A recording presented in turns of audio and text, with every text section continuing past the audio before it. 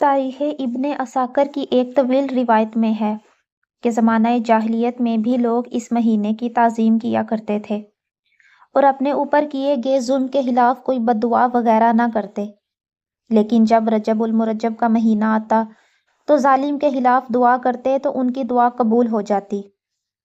حضرت امام زکریا قزوینی رحمۃ اللہ علیہ فرماتے ہیں، کئی احادیث مبارکہ ماہ رجب کی عظمت و شان پر دلالت کرتی ہیں کہ اس میں عبادتیں اور دعائیں قبول ہوتی ہیں۔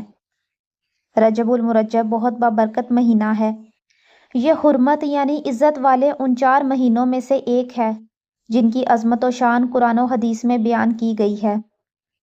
حضرت عبداللہ بن عباس رضی اللہ تعالیٰ عنہ فرماتے ہیں کہ اللہ پاک نے 12 مہینوں میں سے 4 مہینوں کو خصوصیت عطا فرمائی اور ان کی حرمت کو عظمت بخشی اور ان میں گناہ کو بڑا گناہ قرار دیا۔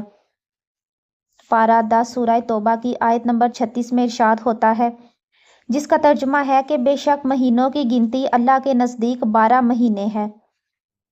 اللہ کی کتاب میں جب سے اس نے آسمان و زمین بنائے ان میں سے 4 حرمت والے ہیں۔ یہ سیدھا دین ہے تو ان مہینوں میں اپنی جان پر ظلم نہ کرو۔ تابعی بزرگ حضرت قتادہ رحمۃ اللہ علیہ فرماتے ہیں، حرمت یعنی عزت والے مہینوں میں نیک عمل کا اجر بڑھ جاتا ہے اور حرمت والے مہینوں میں ظلم و گناہ باقی مہینوں کے مقابلے میں گناہ عظیم ہو جاتا ہے، اگرچہ ظلم و گناہ ہر حال میں بڑا ہے۔ حضرت انس بن مالک رضی اللہ تعالیٰ عنہ فرماتے ہیں، برگاہ رسالت صلی اللہ تعالیٰ علیہ وآلہ وسلم میں عرض کیا گیا کہ ماہ رجب کا نام رجب کیوں رکھا گیا؟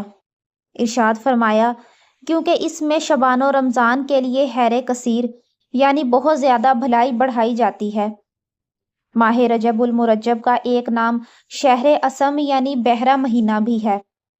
چنانچہ امام احمد رضا خان رحمۃ اللہ علیہ فتاوی رضویہ میں اس نام کی وجہ کچھ یوں ارشاد فرماتے ہیں کہ ہر مہینے اپنے ہر قسم یعنی واقعات کی گواہی دے گا سوائے رجب کے کہ حسنات یعنی اچھائیاں بیان کرے گا اور سیئات یعنی برائیوں کے ذکر پر کہے گا کہ میں بہرہ تھا، مجھے خبر نہیں، اس لیے اسے شہر اسم کہتے ہیں۔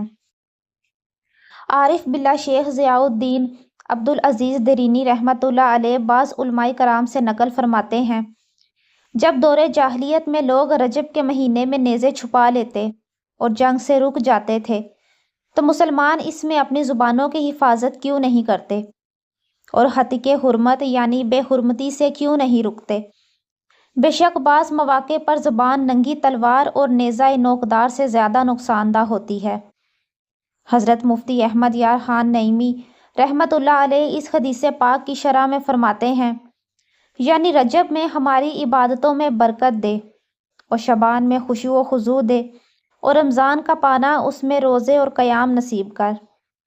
صوفیاء کرام رحمۃ اللہ علیہ فرماتے ہیں کہ رجب تہم یعنی بیج بونے کا مہینہ ہے، شعبان پانی دینے اور رمضان کاٹنے کا، کہ رجب میں نوافل میں خوب کوشش کرو، شعبان میں اپنے گناہوں پر رو اور رمضان میں رب کریم کو راضی کر کے اس کھیت کو خیریت سے کاٹو۔ اللہ پاک کے آخری نبی محمد عربی صلی اللہ تعالیٰ علیہ وآلہ وسلم نے ارشاد فرمایا، یعنی رجب اللہ کا مہینہ ہے، شعبان میرا مہینہ ہے اور رمضان میرے امتیوں کا مہینہ ہے۔ رجب المرجب کی پہلی رات اللہ پاک کے رحمت والے نبی صلی اللہ علیہ وآلہ وسلم نے فرمایا کہ 5 راتیں ایسی ہیں جس میں دعا رد نہیں کی جاتی۔ پہلی رجب کی پہلی یعنی چاند رات، دوسری 15 شعبان یعنی شب برات، تیسری جمعہ کی رات، چوتھی عید الفطر کی یعنی چاند رات اور 5ویں عید الاضحیٰ کی یعنی ذوالحجہ کی 10ویں رات۔ کچھ نہ کچھ نفل روزے رکھنے کی بھی عادت بنانی چاہیے کہ ان کا بڑا اجر و ثواب ہے۔ نیز ماہ رمضان المبارک سے قبل کچھ نہ کچھ نفل روزے رکھنے کی سعادت مل جائے گی اور رمضان میں فرض روزے رکھنے اور دن میں بھوکے پیاسے رہنے کی عادت بنے گی۔ نیز روزے رکھنے کے جسمانی طور پر بھی بے شمار فوائد ہیں۔ مصطفیٰ صلی اللہ تعالیٰ علیہ وآلہ وسلم نے فرمایا، بے شک رجب بڑا عظمت والا مہینہ ہے کہ اس میں نیکیوں کا اجر بڑھا دیا جاتا ہے۔ جس نے اس مہینے کے کسی ایک دن کا روزہ رکھا وہ ایسا ہے جیسا سال بھر کے روزے رکھے۔ حضرت عبداللہ بن عمر رضی اللہ تعالیٰ عنہ سے پوچھا گیا، کیا نبی پاک صلی اللہ علیہ وآلہ وسلم رجب المرجب میں روزہ رکھتے تھے؟ ارشاد فرمایا، ہاں، اور اسے اہمیت بھی دیتے تھے۔ مشہور تابعی بزرگ اہل بیت اطہار کے روشن چراغ حضرت امام جعفر صادق رضی اللہ تعالیٰ عنہ کے ایصال ثواب کے لیے کھیر، پوڑیوں اور ٹکیوں وغیرہ پر فاتحہ خوانی کی جاتی ہے، جنہیں کنڈے کہا جاتا ہے۔ یوں ہی تبرک کی روٹی پر بھی فاتحہ خوانی کی جاتی ہے۔